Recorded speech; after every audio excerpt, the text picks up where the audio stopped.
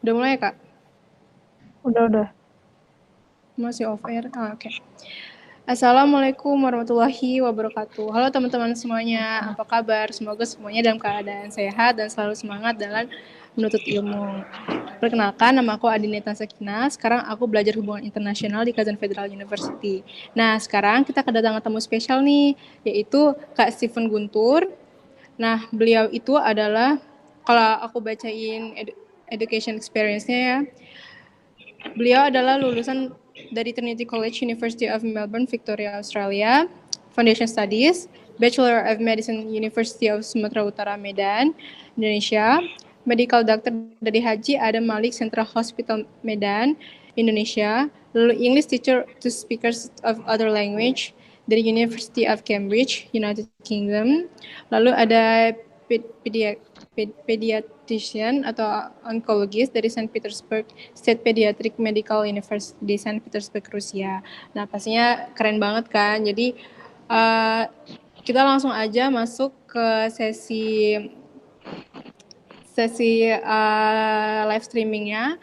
Sekarang aku mau kenalin Kak Zahwa sebagai moderator kita. Halo Kak Zahwa. Halo, halo semuanya. Assalamualaikum warahmatullahi wabarakatuh. Selamat sore waktu Peter, selamat malam waktu Indonesia. Perkenalkan, nama saya Zawarin Selaksana, bisa dipanggil Zahwa. Sekarang saya lagi kuliah di Petersburg State Transport University, jurusan Railway Traffic Management System. Gitu. Ini lanjut apa gimana? Lanjut. Lanjut ya. Oke, langsung kita mulai aja. Jadi pada Sapa Alumni kali ini ada 6 section. Yang pertama introduction, yang barusan kita udah lakukan. Yang kedua tentang pendidikan di Rusia, yaitu pengalaman Kak Steven pada saat kuliah di sini. Mungkin bisa diceritain Kak, pertama kali kayak kok bisa sih tertarik gitu kuliah di Rusia? Halo semuanya, teman-teman Rusia. Maaf ini saya sambil on the run karena seharusnya jam 7 sampai jam 8 ada sesi sharing, tapi tiba-tiba ada panggilan ke rumah sakit, so I have to speak in the car. Kenapa punya keinginan ke Rusia? Karena unik. Jadi dari dulu itu saya selalu ingin jadi dokter anak, dan kemudian ketika saya dalam kondisi koas, jadi koas itu kalau orang kuliah kedokteran itu bakal ada 2 tahun, di mana mereka sebelum jadi dokter mereka harus kerja praktek di rumah sakit. Nah, ketika saya koas,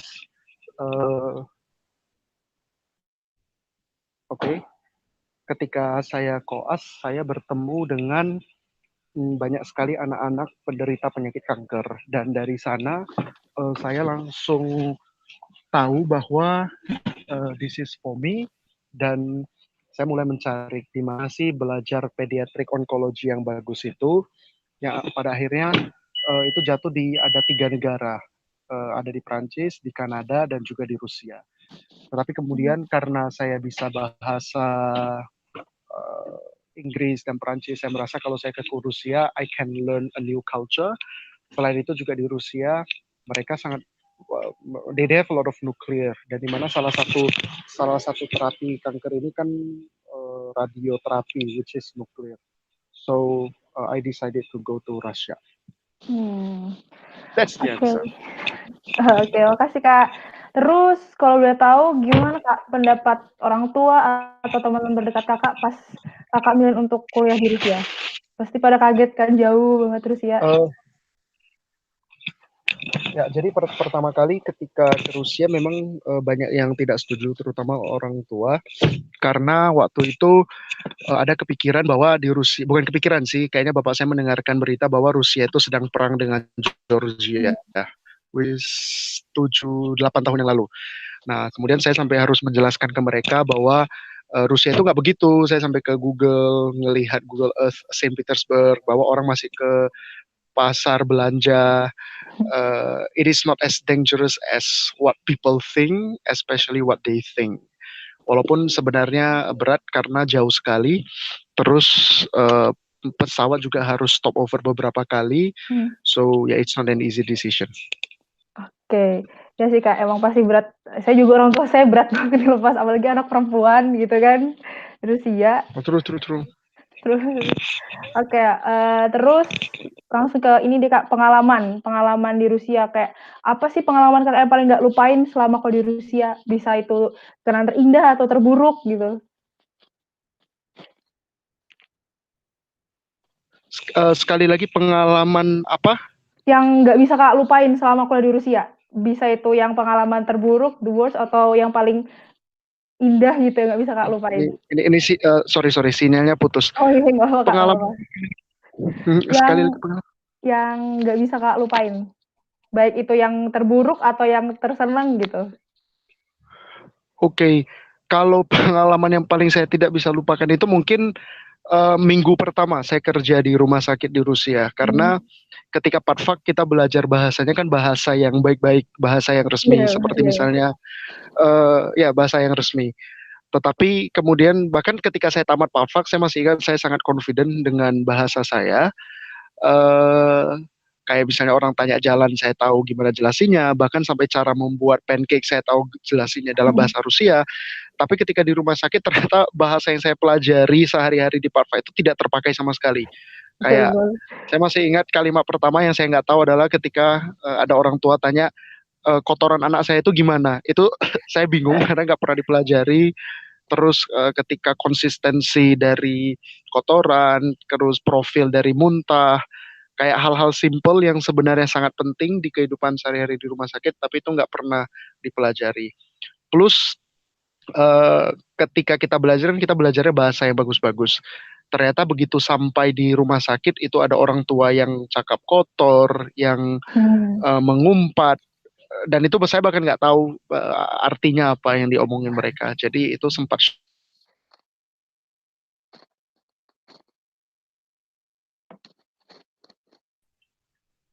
Ya halo Kak, maaf tadi terputus Kak sinyalnya. Ya. Halo? Oh ya udah Kak. Gimana? Ya. Udah tadi sempat terputus Kak. Oke. Terus, oh ya, sama Kakak kuliah di Rusia kan Kakak juga ikut organisasi. Tentu saja kan Kakak ketua Permira dan lain-lain. Gimana? Pertama kali apa sih kok yang membuat Kakak tertarik ikut organisasi gitu? Kan plus jadwal kuliah yang padat gitu kan, kenapa kok tertarik gitu? Karena sebenarnya banyak sekali skill-skill yang tidak kita pelajari di dalam bangku kuliah. Seperti misalnya solving konflik. Karena ketika kamu di rumah saya, terutama ketika di rumah sakit itu kan dokter, which means let's say kalau secara hierarki memegang kekuasaan tertinggi lah dia di satu departemen. Nah, tetapi kita nggak pernah tahu orang di belakang anggap kita gimana, terus how to take a decision yang kemudian bisa win-win solution untuk semua pihak. Nah, di sana saya merasa kalau di rumah sakit saya tidak akan bisa mempelajari itu, padahal saya masih muda saat itu. Sehingga saya memutuskan I have to join organization di mana saya bisa mulai dari bawah, saya bisa learn how to serve, learn how to speak to people, learn how to make decision, dan everything itu start di organization. Karena ketika kamu di organisasi, semua orang itu kan dipandang sama, setimpal. Banyak yang saya pelajari di organisasi, bahkan jauh lebih banyak daripada di dalam bangku kuliah. Iya, benar Kak, setuju juga. Terus, oh ya, gimana Kakak nyimbangin waktu antara kuliah yang padat sama organisasi yang padat juga? Saya selalu menggunakan prioritas dalam hidup. Jadi ketika saya di PPI dulu, saya selalu memberikan waktu 1 hari 1 jam untuk Permira Rusia dan 2 jam untuk PPI Dunia. Kemudian 8 jam itu untuk rumah sakit. Saya selalu punya waktu 2 jam untuk hal di luar semua itu, seperti olahraga, ke gym, berenang, basically sports. Jadi memang dulu ketika di Rusia saya tidurnya itu mungkin sehari cuma 4-5 jam, dan saya tahu bahwa the key of success to my everyday life itu time management. Jadi saya sangat saya sangat berhati-hati dengan manajemen waktu saya. Itu aja sih. And I really respect the schedule yang sudah saya tentukan. Jadi kalau misalnya di rumah sakit tank selesai 8 jam, I will try my best to leave hospital as soon as possible. Dan kalau misalnya rapat juga misalnya di Permira, saya benar-benar akan tank. Kalau misalnya kita rapat 1 jam, maka 1 jam itu harus selesai. So I make everything as efficient as possible so that I can do as much as I can. Oke, makasih Kak. Itu juga tips untuk saya juga Kak. Jadi Terus, schedule itu iya, penting. You need to priority. iya Kak, bener-bener. Oke, terus untuk di seksi ini pertanyaan terakhir nih Kak. Setelah Kak di Rusia nih, pasti banyak kebiasaan-kebiasaan baru kan Kak yang baru Kakak pelajari di budaya Rusia. Terus kira-kira budaya Rusia apa yang Kakak sering terapkan di Indonesia sampai saat ini? Oh, it's easy answer. Budaya di Rusia yang sering saya terapkan itu adalah being on time. Saya masih ingat setiap pagi di Rusia kami jam 7 kami sudah mulai morning meeting. Jadi di rumah sakit itu morning meeting artinya kita semua akan duduk discuss kejadian pasien kemarin malam. Dan saya kira dengan hadir jam 6.50 it's good enough. Tapi ternyata ketika saya hadir 6.50 saya orang yang terakhir masuk ke dalam ruangan. So I was a bit surprised karena saya rasa saya on time. Tetapi kan nggak enak setiap kali saya masuk ruangan, mereka langsung mulai morning meeting. Yang artinya saya orang terakhir yang datang. Keesokan harinya saya jam 6.45 saya udah tiba, the same thing, semua orang udah tiba. Sehingga akhirnya saya tanya profesor saya, like, what time do you actually arrive di morning meeting? Dan dia jam 6 ternyata dia udah tiba. Bahkan ada profesor yang lain, jam 5.30 pagi subuh, itu mereka udah tiba di rumah sakit. Jadi dari sana saya belajar bahwa di kamus orang Rusia nggak pernah ada namanya on time. Everybody will come before the time. Jadi kalau kamu punya janji dengan orang jam 7, maka jam 6 itu biasanya orang udah hadir di tempat, udah standby nungguin. And I just feel I just feel stupid karena biasanya kalau di Medan kami misalnya punya acara katakanlah jam 7 malam, maka nanti acaranya benar-benar mulai itu jam 8 malam. So it's a big reverse culture shock. Jadi ketika saya balik ke sini, di semua company saya, I really make it strict. Kalau misalnya kita ada rapat jam 7, maka mulainya jam 7. Kalau selesainya jam 8, then we'll try our best untuk selesai jam 8. So really stick to the schedule. That is the culture yang saya benar-benar pelajari dari Rusia. And the second thing is probably drinking habits. Saya selalu belajar dari profesor saya, as long as there is alcohol, then there is big problems to solve. So if you want to engage, build relationship, you have to relax yourself. I think that is the key. Karena setiap kali kita konsumsi alkohol, it lowers down the tension. Makanya kenapa banyak orang yang terkejut ketika di Rusia, why everyone drinks? Karena sebenarnya it's very cold di Rusia. Kemudian they had a rough history karena mereka di sana perang, jadi life was not as good as in Indonesia. So I think that's the reason why people drink, and I practice it here. Sometimes, when you talk about difficult stuff, we don't talk it in the hospital, tapi kami ke cafe, chill down, and solve problems, and it really helps. Oke, makasih Kak. Untuk section pertama udah selesai. Sekarang yang kedua tentang dinamika kemahasiswaan Indonesia di Rusia pada saat kakak kuliah.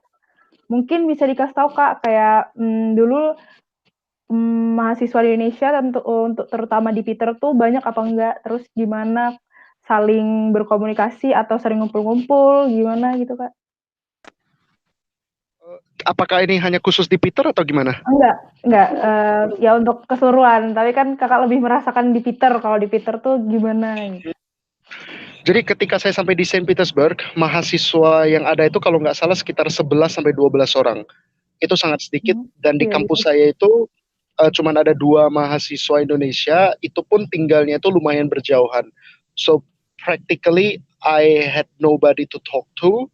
Dan setiap ada problems, I need to solve it by myself. Sehingga waktu itu saya tinggal dengan satu orang Rusia. Kayaknya teman-teman saya pasti kenal dia, namanya Alexander Filipov. Mereka kenalnya dengan nama sebutan Sasha.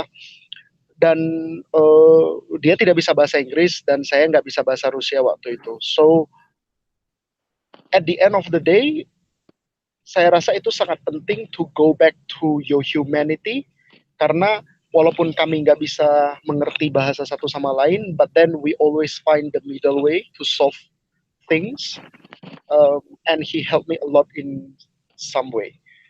Sampai akhirnya ketika di tahun kedua atau ketiga mulai masuk lebih banyak orang Indonesia, dan saya mulai kenalan dengan Goji, waktu itu ada Bu Ani, mahasiswa S3 dari Bandung, dan kita terakhir jadi lebih sering berkumpul.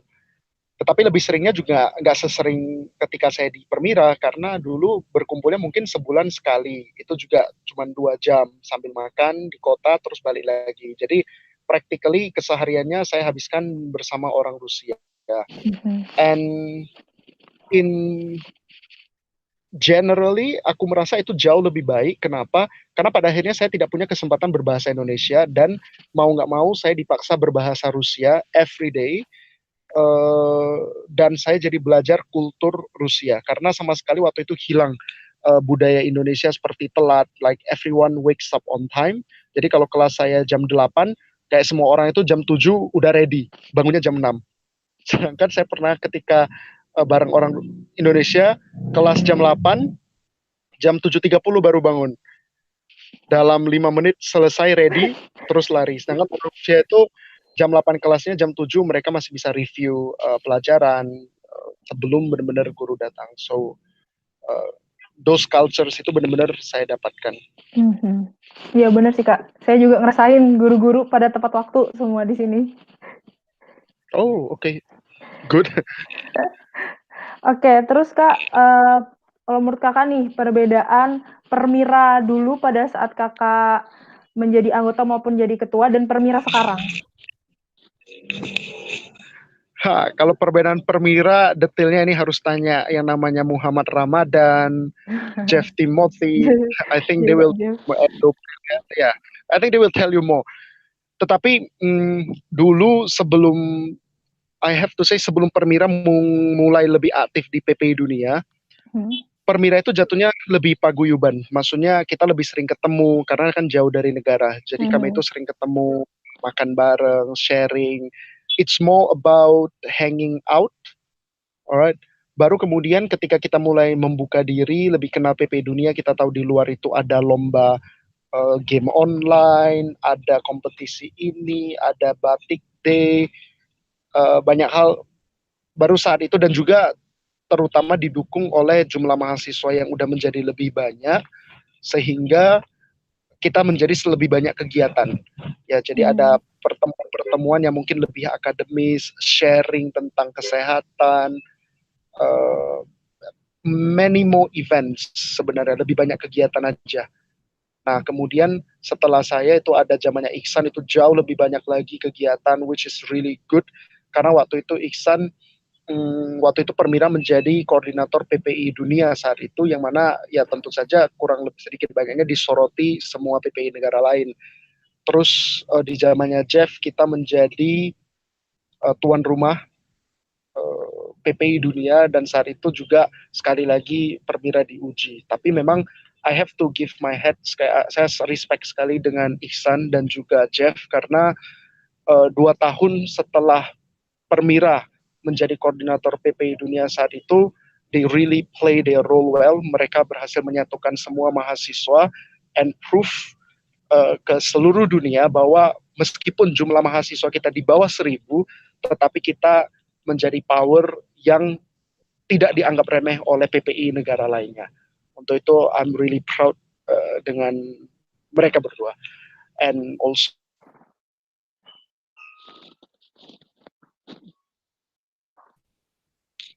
halo Kak, maaf tadi kepotong Kak. Dari bagian mana terakhir? Dari Kakak terakhir ngomong, dari mana ya? Saya ingatnya dulu. Setelah menjadi koordinator PPI Dunia, terus nggak ada lagi Kak, terus terpotong. Oke, jadi maksudnya setelah menjadi koordinator PPI Dunia, tentu saja di sana ada shoes to fill, Dan Iksan dan juga Jeff benar-benar membuat Permira itu tidak dipandang sebelah mata di mata PPI dunia, karena memang dengan jumlah mahasiswa di bawah 1.000 orang, it's difficult to run things, but then mereka membuktikan bahwa kita berhasil menjadi koordinator Amerika Eropa, kemudian menjadi tuan rumah simposium PPI dunia. So it's a big thing, and I'm really proud of both of them. Oke, terus pesan kakak deh untuk Permira saat ini dan selanjutnya. Permira itu seharusnya menjadi organisasi yang menyatukan semua mahasiswa. Setiap ada konflik, sebelum konflik itu meluas, it has to be solved inside department, jangan sampai inter department, dan sebisa mungkin stop creating conflicts. Semua itu harus diomongkan, and we have to give more impact. Jadi kita harus lebih memberikan banyak manfaat kepada, khususnya kepada mahasiswa di Rusia sendiri dulu, baru kemudian ke PPI secara keseluruhan, hubungannya dengan kedutaan, KBRI, dan juga warga Indonesia di Rusia, diasporanya, baru kemudian ke PPI lain di seluruh dunia. But if you want to be a successful organization, maka orang pertama yang benar-benar harus kita empower, yang kita berikan manfaat adalah membernya sendiri, anggota Permira Rusia itu sendiri. So the main focus should be our own people. Karena saya rasa itu sama juga dengan employee. Zaman sekarang di company, we stop taking too much care terhadap clients kita, karena sebenarnya the most important people di dalam company itu adalah employees kita sendiri, orang kerja kita sendiri, our own staff. Because if you make your staff happy, then your staff will make the employees happy, your staff will make the clients happy. So it is, I think, the same dengan organization. Kalau semua anggota di dalam Permira Rusia merasa bahwa mereka mendapatkan sesuatu, they grow inside, dan mereka itu di-appreciate oleh ketua mereka, then trust me, they will give their best, not just to Permira Rusia, tapi juga ke seluruh PPI di dunia. Oke, makasih Kak. Lanjut nih, udah 10 menit, sekarang ke section ketiga, yaitu keempat nih, potensi dan peluang lulusan Rusia di Indonesia, terutama untuk kedokteran deh Kak. Setelah lulus gimana? Maaf, tadi terputus. Oh, maaf. Tentang potensi dan peluang lulusan Rusia di Indonesia, terutama untuk kedokteran. Oke. Kalau untuk kedokteran sebenarnya lulusan dari Rusia itu sangat eksotis. Maksudnya tidak banyak lulusan dari Rusia di Indonesia, dan Rusia sendiri kalau misalnya ilmuwannya mereka meriset sesuatu, mereka tidak langsung mempublishnya. Karena kenapa? Jurnal internasional itu banyak bahasa Inggris. Sedangkan Rusia mereka, they have problems with English and they are still struggling with it. Jadi mereka kalau misalnya menemukan sesuatu, mereka publishnya dalam bahasa Rusia.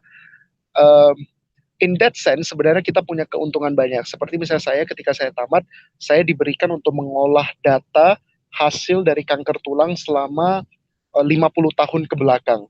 Karena sebelumnya tidak ada yang pernah mengolah data itu dan menampilkannya ke jurnal internasional dalam bahasa Inggris.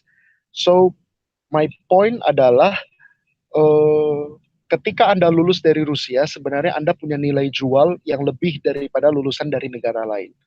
Tergantung dari bagaimana Anda mempackage itu semua. Kalau misalnya Anda mempackage-nya secara sombong, and then you try to tell people, oh, I'm coming back from Russia, ya вообще самый крутой человек. Тогда nggak ada orang yang bakal appreciate you and really respect you. But then when you come in like, oh, lulusan Rusia itu sebenarnya sama aja loh dengan lulusan. But kita ada ini yang mungkin di Eropa nggak ada. Seperti misalnya saya bisa memegang radioterapi, saya diberikan kewenangan nuklir, yang mungkin ketika di Indonesia itu mungkin sedikit terbatas. Di Eropa sendiri birokrasinya lebih panjang, tapi di Rusia itu it's much easier ke sana. And then saya pernah megang alat ini, pernah megang alat itu, yang mungkin di Eropa mereka belum ada, tapi di Rusia ada. Tapi ya balik lagi, sebenarnya sama aja sih lulusan semua negara. Nah, kira-kira it's about the way we approach our positive, our plus ketika kita balik ke Indonesia. Karena percayalah, ketika orang dengar, oh, kamu lulus dari Rusia, it's a big selling point. Oke, terus Kak, ngomong-ngomong kan kalau kita lulus dari Rusia nih, terutama dokter pasti ada kayak penyerataannya untuk sebelum kerja. Penyetaraan. Iya, penyerataannya. Iya, sebelum kerja. Nah, itu gimana Kak? Sharing dong. Pasti teman-teman Um, yang mau kedokteran pasti juga penasaran. Oke, penyetaran itu sebenarnya tidak ribet, semuanya mengikuti prosedur. Terus terang buat saya sendiri yang paling lama adalah mengurusi surat tanda registrasi karena ketika saya kembali kemarin STR saya itu sudah expire di tahun 2015, STR dokter umum. Sedangkan saya baru balik ke Indonesia waktu itu tahun 2017. So, memperpanjang STR ini it takes its own time. Yang mana saya harus ikut ujian ini, ujian itu. Yang lain mereka mengecek universitas di Rusia, kemudian silabusnya apakah sama dengan di Indonesia. I think it's a formal check yang mana kalau diikuti memang it takes time karena mindset saya adalah bukan saya satu-satunya orang yang diurusi oleh Kemenristek Dikti, oleh Kemenkes, oleh KKI. I mean, I'm just one of so many people. So yeah, I don't complain a lot. It's more about asking. Saya sangat rajin bertanya setiap minggunya, gimana berkas saya udah keluar belum? Gimana berkas saya udah keluar belum? Well, it takes time, but eventually I get it. Saya bahkan ada rencana nanti ketika misalnya saya udah selesai, penyetaran udah masuk di dalam, I think I will make a vlog probably menjelaskan tentang alur dari awal sampai akhir. Jadi kedepannya orang-orang sebelum balik ke Indonesia, mereka bisa mempersiapkan semua dokumen di negara mereka masing-masing dulu. Translation, cap dari KBRI, semua itu harus didapatkan. And melalui ini I have to thanks Pak Felix yang di KBRI, because like he is probably the most effective person, the most helpful person di KBRI Moskow. Dan saya seringkali bilang ke Pak Wahid, Felix itu aset, aset negara. Because trust me, ketika semua mahasiswa punya problem, he is the guy who always help us. So may God bless him forever. Oke, terus Kak, mungkin ini juga banyak yang nanya, mungkin saya juga penasaran sih Kak, kan kalau misalnya kita ngambil kedokteran, S1-nya tuh di Rusia, terus kita balik ke Indonesia, itu bahasanya bakal jauh beda kan Kak? Itu ribet nggak sih Kak untuk memahaminya lagi tentang bahasa-bahasa kedokteran di Rusia dan di Indonesia? Enggak. Karena menurut saya kita di Rusia kan belajar bahasa Latin, di Indonesia juga pakai bahasa Latin. Masalahnya mungkin bagaimana Anda menjelaskan sebenarnya dari bahasa Indonesia yang medis menjadi bahasa Indonesia yang gampang dicerna oleh masyarakat. Hmm. Seperti misalnya diabetes, kita kan nggak mungkin jelasin ke masyarakat di kampung diabetes harusnya kencing manis. Kalau misalnya di Medan sendiri belajarlah bahasa Bataknya, bahasa Hokkien-nya. Jadi karena kan ini komunikasi, so it's more about communication skills. Oke deh. Sip, makasih Kak. Oke, pas ini udah 10 menit, lanjut ke suka duka atas pekerjaan Kakak saat ini.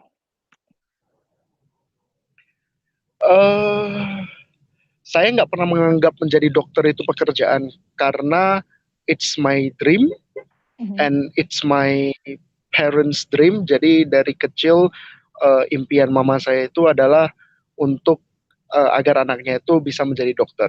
And I think there is nothing more important than making your moms happy.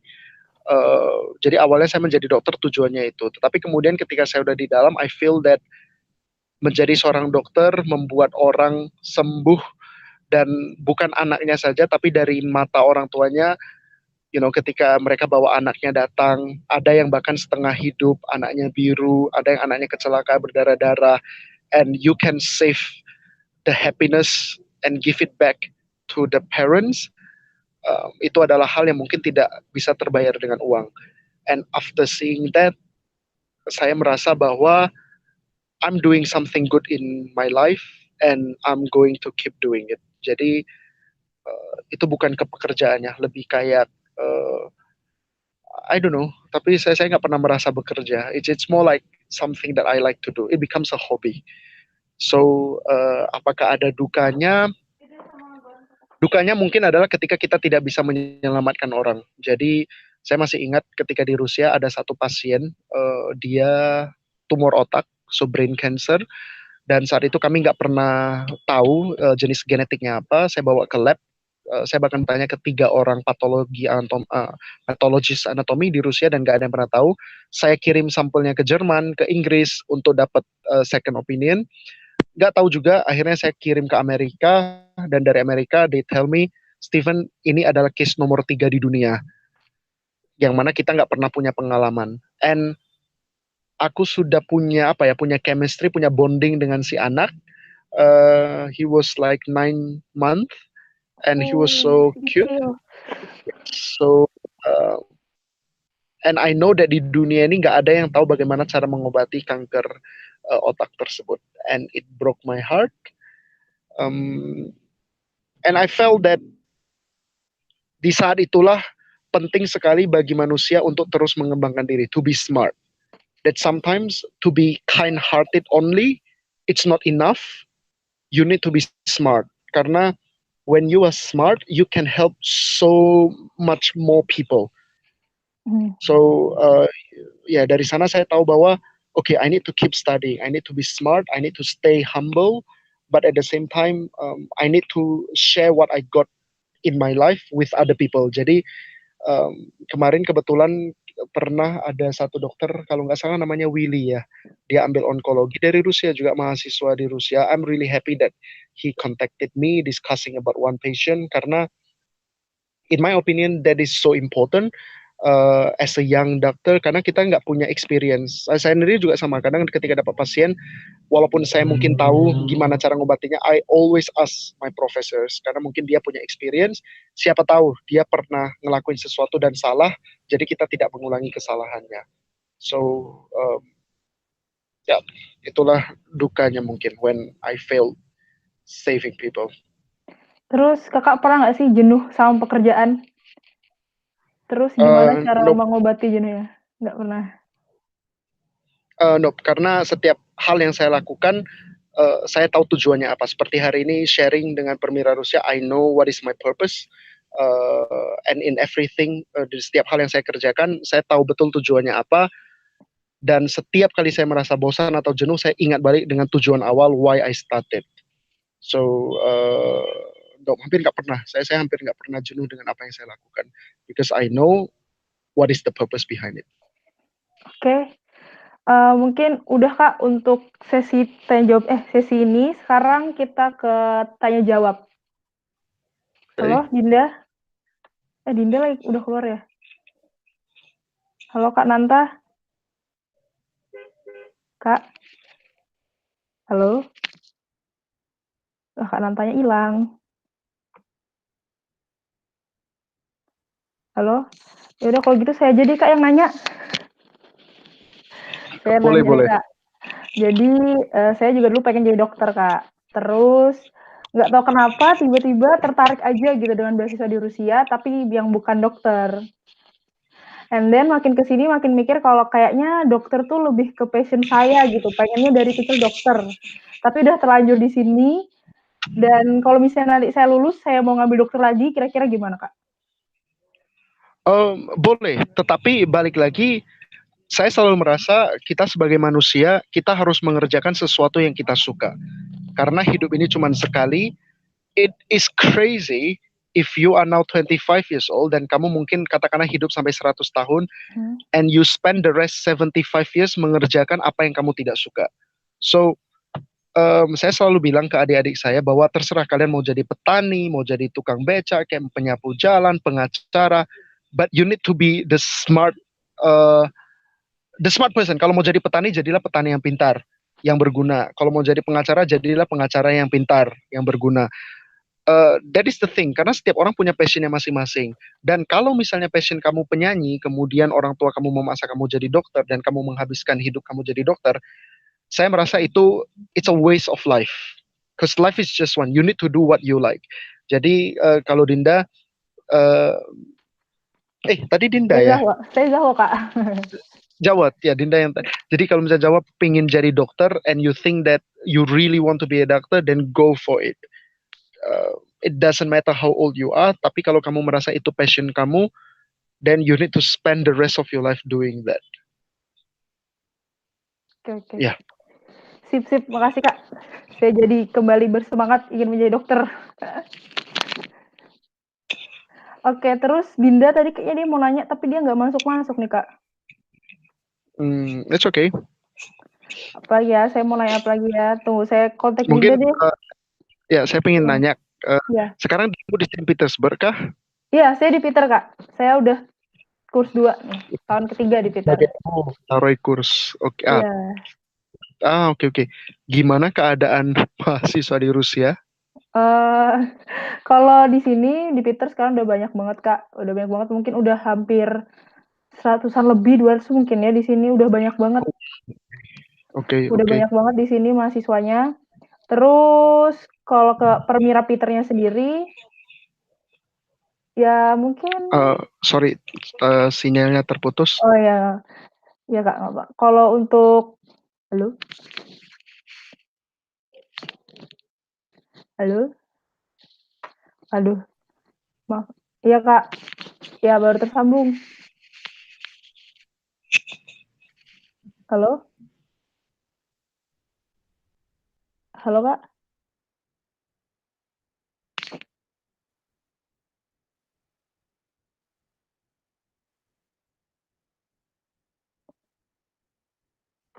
Halo? Halo, sorry, Oh iya. sinyalnya hilang. Oh iya, Sinyal nggak hilang. apa. Nggak apa. Tadi Halo. sampai iya ya Kak. Halo, kedengaran? Udah kedengaran. Tadi saya ngomong, oh ya, sampai untuk Permira Peternya ya. Baik-baik aja Kak, Kedengaran? aman-aman aja. Halo. Iya Kak, kedengaran. Halo. Halo Kak, udah kedengaran kok. Kedengaran nggak? Udah. Halo. Iya, halo Kak. Halo. Kok nggak bisa ya? Halo, kedengaran nggak? Kedengaran. Tadi sinyalnya hilang. Kedengaran sekarang. Oke. Tadi saya sampai mahasiswa di sini udah banyak. Terus Permira Petersnya sekarang ya makin lebih baik Kak, pasti makin ke tahun makin lebih baik gitu. Mungkin sekarang kita kayak jarang ketemu aja antara mahasiswanya yang udah lama dan yang baru, itu kayak kita jarang ketemu dan jarang ngobrol gitu. Jadi mungkin canggung-canggung gitu Kak. Tapi untuk yang lainnya Halo, ya gimana? Ya. Tadi sampai mana Kak terputusnya? Sampai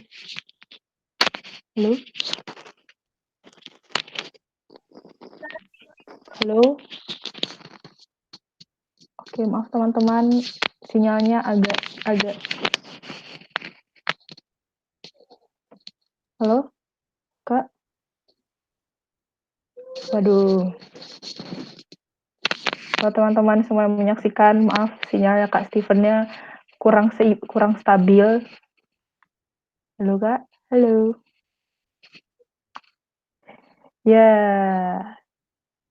Hilang suara Kak Steven.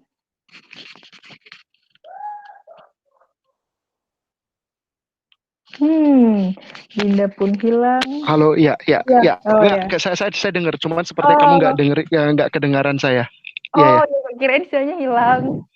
Halo. Iya. Halo Kak. Halo, ya kedengaran nggak? Udah kedengaran. Oke. Tadi saya sampai Kak, ini sampai di mas lama dan baru jarang ketemu. Iya. Iya itu, jadi kalau mahasiswanya sendiri sih kita baik-baik aja sih Kak.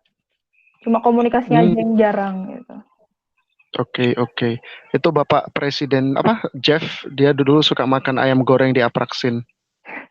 Iya bener Kak, Jeff emang Apraksin. Oke, Kak, ini udah sejam kita udah live. Jadi kita langsung closing aja Kak ya. Boleh. Ya oke. Makasih untuk Kak Steven yang udah mau ngeluangin waktunya untuk kita sharing-sharing di sini. Terus terakhir deh Kak, minta saran dan pesan untuk teman-teman yang lagi kuliah di Rusia. Oke, buat teman-teman kedengaran ya? Kedengaran Kak, jelas. Ya, jadi buat teman-teman yang kuliah di Rusia, sekarang kan saat ini kalian sedang berada di luar negeri. Eh, so my suggestion is ketika di luar negeri bertemanlah sebanyak-banyaknya dengan orang di luar, cari networking sebanyak-banyaknya karena kalian nggak akan pernah tahu kapan di masa depan mereka itu akan bisa berkolaborasi dengan kalian. Sekarang ini zaman revolusi industri, kita akan masuk ke 5.0 karena 4.0 it's 4 4.0 it is getting push out by 5.0 di mana kita akan berkolaborasi machine and people. So in this case kita tidak mengenal lagi namanya competition. It's more about collaboration. Yang artinya kalau Anda ingin collab dengan banyak orang, you need to have wide networking. Dan kedepannya seperti tadi saya baru ketemu dengan Bapak Menteri Pak Yasona Lauli, dia bilang bahwa in the future the most successful businessmen are people who have the widest connection. Okay, because you need a lot of networking. Jadi ada satu tuh anak Moskow namanya Garin. I really admire him karena dia mempunyai networking yang lintas dunia, lintas benua. Bahkan kalau bisa lintas planet, dia lintas planet tuh koneksinya.